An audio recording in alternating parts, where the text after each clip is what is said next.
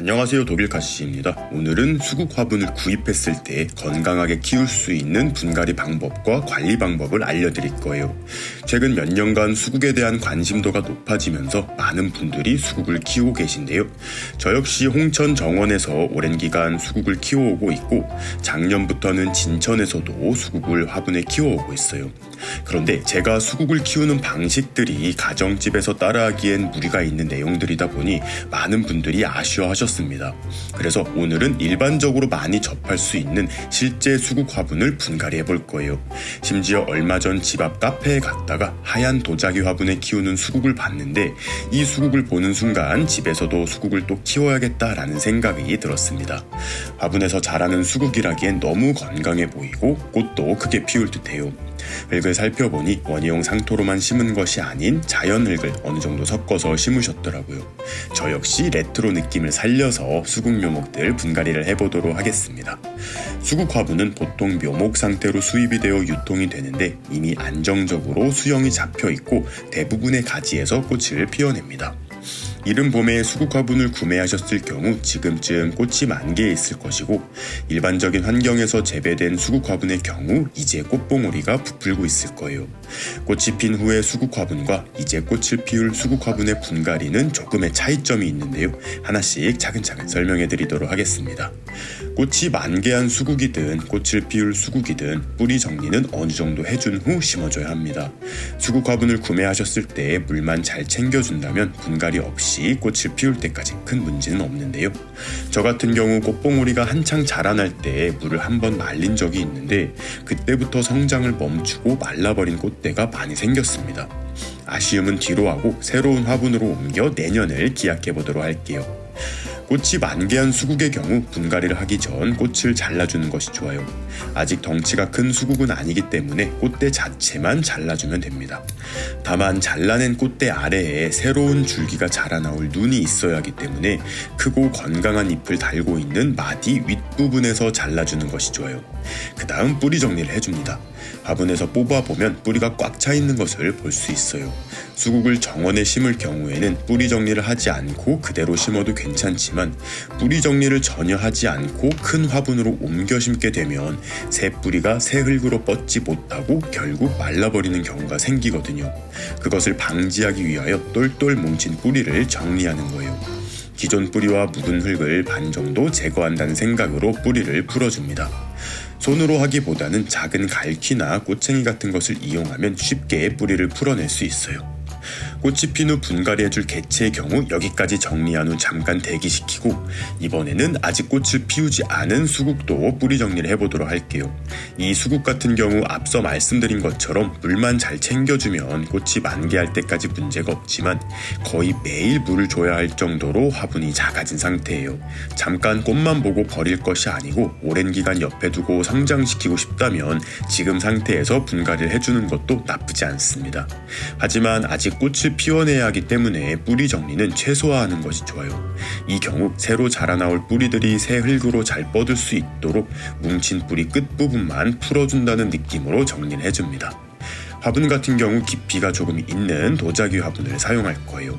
살짝 촌스럽다고 느끼실 수 있겠지만 저는 이런 옛날 스타일의 화분을 좋아하는 편입니다.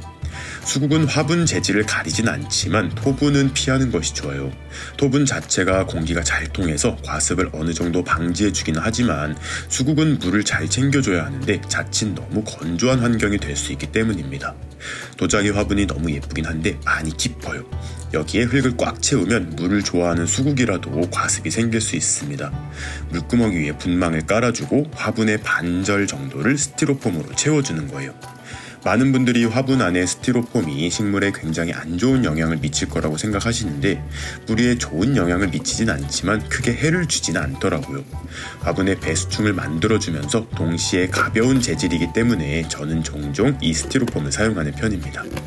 여기서 중요한 것은 아랫부분은 굵은 스티로폼 그대로 넣되 위쪽은 잘게 부숴서 넣어야 한다는 점이에요. 모두 굵은 스티로폼만 넣을 경우 흙을 넣었을 때 아래로 다 흘러내리기 때문입니다. 화분의 반을 배수충으로 만들었으니 이제 흙을 배합해 볼 거예요. 2, 3년 전부터 저는 밭흙과 원예용 상토를 반반 섞어서 여러 식물들을 키워오고 있는데 생각보다 자람이 좋고 오랜 기간 분갈이를 해주지 않아도 되어서 너무 좋았습니다. 예전에는 밭흙을 구하기가 너무 어렵다 보니 많은 분들이 따라하지 못하셨는데 요즘은 이 자연흙을 쉽게 구할 수 있게 되었어요. 가까운 다이소에 가시면 분갈이에 적합한 흙이라는 제품을 판매하는데 이게 진짜 자연흙이더라고요. 이 자연흙과 원예용 상토를 반반 섞어서 수국을 심어줄 거예요. 수국의 경우 양분을 정말 잘 챙겨줘야 잘 자라고 꽃도 많이 피워주는데 원예용 상토로만 키울 경우 1년에 2번은 흙을 갈아줘야 해요. 원예용 상토 속 비료 성분이 3개월이 지나면 모두 소진이 되어 그렇기도 하지만 상토를 이루는 주 성분인 피트모스와 코코피트의 경우 시간이 경과함에 따라 물을 흡수하는 능력이 떨어지게 되어 쉽게 건조 피해에 노출되기 때문입니다. 자연흙을 섞어줄 경우 2, 3년 정도는 분갈이를 해주지 않고 웃거름만 챙겨주어도 건강한 상태를 지속할 수 있게 되어요. 게다가 상토의 경우 시간이 지나며 자연적으로 분해되어 양분이 되기도 하는데 이 과정에서 전체 흙 양이 줄어들게 됩니다. 이럴 때는 새로운 흙을 복토해주면 성장에 더 도움이 되겠죠. 자연흙은 정말 꼭 한번 사용해 보시길 추천합니다. 배합한 흙에는 퇴비도 한 포 더 흙의 양분을 보충해줍니다. 요즘 판매되는 퇴비들은 잘 부숙되어 고약한 냄새도 나지 않아요. 흙에 건강한 양분을 공급하고 미생물들도 많아 정말 좋아요. 스티로폼을 깔아준 화분 이외에 배합한 흙을 조금만 깔아줍니다. 스티로폼이 보이지 않을 정도로 3, 4cm 두께로 흙을 얹어두었어요. 그리고 그 위에 이 흙을 살짝 깔아주는 거예요. 아까 정리한 수국 뿌리와 가지들을 잘게 잘라서 섞어 놓은 건데 조금 징그럽다고 생각하실 수도 있겠지만 대부분의 식물들은 본인의 잎이 양분으로 되돌아왔을 때 가장 잘 흡수를 하거든요. 화분 속에서 천천히 부숙되면서 수국에게 양분을 공급해 줄 거예요. 그 위에 배합토를 조금 더 깔아준 후 수국의 위치를 잡아줍니다. 여기서 한 가지 주의하실 점은 수국의 가지들이 깊게 파묻히면 안 된다는 점이에요. 수국 가지들이 깊게 묻히면 그곳에서 뿌리가 자라나오기도 하지만 제 경험상 가지들이 굵게 자라나지 못하게 되면서 수세가 약해지더라고요. 딱 기존 흙 높이만큼만 심어주세요. 이제 꽃을 피워줄 수국도 같은 방법으로 심어주는데 여기서 또 한 가지 꿀팁을 드리자면 수국을 화분에 심을 때 흙을 너무 가득 채우지 마시고 10cm 정도 턱을 둬보세요. 워낙 물을 많이 자주 줘야 하는 식물인데 이 화분턱이 낮을 경우 조금만 물을 줘도 흘러넘치는 현상이 생겨서 흠뻑 물을 주려면 시간이 많이 걸립니다. 화분턱을 높게 해두면 그냥 물을 때려 부으면 되어서 너무 편해요.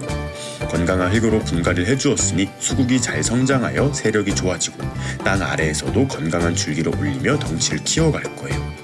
기존의 베란다에서 키우던 수국들도 살펴볼게요. 이 수국은 작년 가을 홍천 정원에서 캐온 만화경 수국입니다. 당시 뿌리가 너무 많이 상한 상태라서 걱정을 많이 했는데 다행히 살아는 있습니다. 하지만 줄기가 길게 뻗지 못하여 수영이 예쁘지 않고 올해는 꽃도 피우지 못할 것 같아요. 아직 화분 안에 뿌리가 가득 차진 않은 것 같으니 분갈이는 건너뛰고 유기질 비료 1스푼을 주고 관리를 해보겠습니다. 작년에 삽목해놓은 아기 수국도 2주가 있는데 역시 뿌리가 가득 차진 않은 상태이니 비료만 얹어줄게요. 이제는 좋은 환경에 두고 관리만 잘하면 됩니다. 베란다에서 빛이 가장 좋은 곳에 두고 키우면 되는데 빛 좋은 남향 베란다라 하더라도 수국이 짱짱하게 자라기에는 빛이 조금 부족해요. 그래서 저는 아파트 화단 앞에 수국 화분들을 두고 관리할 계획입니다. 재작년 화분을 밖에서 관리했다가 누군가 식물을 뽑아가 속상한 경험은 있지만 이번에는 이름표에 함께 감상해요 라고 적어두었으니 잃어버리진 않을 것 같아요. 이곳은 비가 올 경우 비를 온전히 맞을 수 있고 햇빛도 오전에만 잘 들어오고 정오를 기점으로 그늘이 생기는 곳이에요. 수국이 성장하기엔 최적의 장소죠. 거기에 바람도 굉장히 잘 통하고요. 비 소식이 있으면 비를 맞추고 비가 오지 않는 날에는 열심히 물시중을 들면서 가을까지 잘 키워보도록 하겠습니다. 5개의 수국 화분을 내놓고 관리할 수 있다면 정말 좋겠지만 상황이 여의치 않은 경우 베란다에서도 충분히 수국을 기를 수는 있어요. 큰 화분은 창가에 두기가 어렵지만 아직 덩치가 작은 어린 수국들은 최대한 창문 가까이에 두고 성장세를 지켜보도록 할게요. 여러분들도 희망을 잃지 마시고 집에서 수국 키우기 키우기 도전해보세요. 이 수국들은 겨울이 되면 0도 전후의 온도가 유지되는 뒷베란다로 옮겨 월동을 시켜줄 건데, 이 화분 수국들의 계절별 관리 방법은 때마다 업데이트를 해서 공유드리도록 하겠습니다. 너무 겁먹지 마시고 수국 분갈이 시도해보시길 바라며 오늘의 영상 마무리하도록 하겠습니다. 그럼 오늘도 재미있게 보셨거나 도움이 되셨다면 구독과 좋아요 그리고 알림 버튼까지 눌러주시면 감사하겠습니다. 뿅.